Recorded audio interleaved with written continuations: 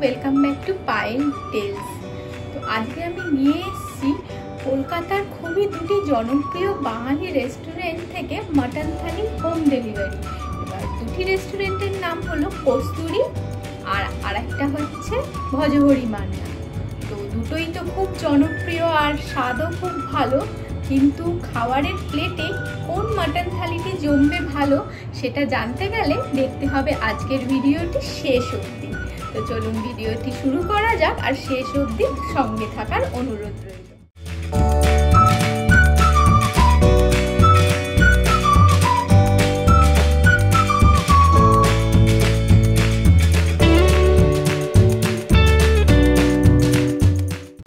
ভজহরি মান্নার mutton থালি, যার মধ্যে রয়েছে বাসমতি রাইস, ডাটা পোস্ত, 2 পিস মাটন, এটা হচ্ছে সোনামুগ ডাল, দেন ঝুরি আলু ভাজা, তার সাথে রয়েছে এটা ধোকার ডালনা অ্যান্ড চাটনি।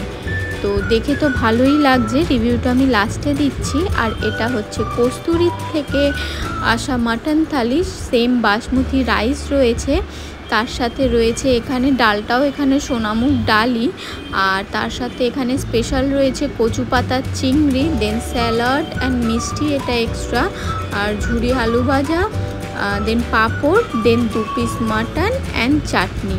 দেন খেয়ে আমি রিভিউটা জানাই।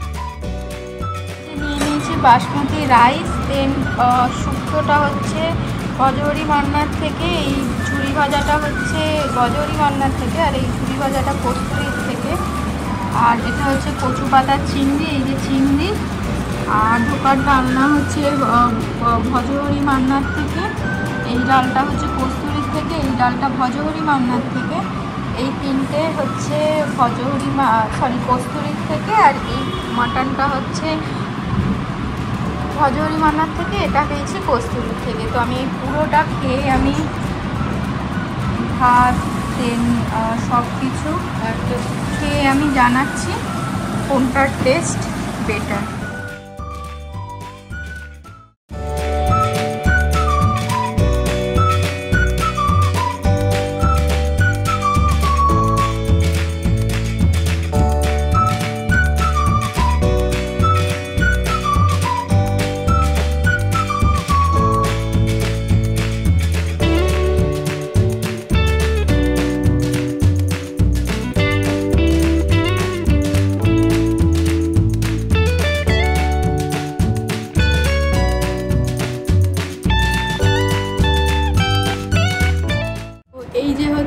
এটা হচ্ছে কস্তুরির মাটনটা, একটু খেয়ে দেখে আমি এটা ভাত দিয়ে খাবো। কস্তুরির মাটনটা একটু টেস্ট করি, গ্রেভিটা কেমন খেতে হয়েছে। এখানে আমার চামচ আছে। কস্তুরিতে একটু বেশি ঝোল, আর মাটনের পিসগুলো একটু বড় বড়। এই যে যদি দেখেন, এটা হচ্ছে কস্তুরির মাটনটা, তো মাটনের পিসটাও বড়। আর এই যে মাটনটা আছে এটা হচ্ছে ভজহরি মান্না, এই যে পিসটা এটা হচ্ছে ভজহরি মান্না, এটা একটু ছোট সাইজ অনুযায়ী, একটু ছোট, তো টেস্ট অনুযায়ী একটু দেখি কেমন। ভজহরি মান্নারটা খাচ্ছি আমি। ভালো খেতে, একটু মিষ্টি মিষ্টি, ঝাল কম, কিন্তু ভালো খেতে। আর যদি কস্তুরিটা খাই, কস্তুরিতে গ্রেভি কম তেল বেশি, দেখতেই পাচ্ছ গ্রেভি কম তেল বেশি। তো মাটনের স্বাদ যদি বলে থাকো, আমি ভোট দেব ভজহরি মান্নাকে, কস্তুরি ভোট পাইনি।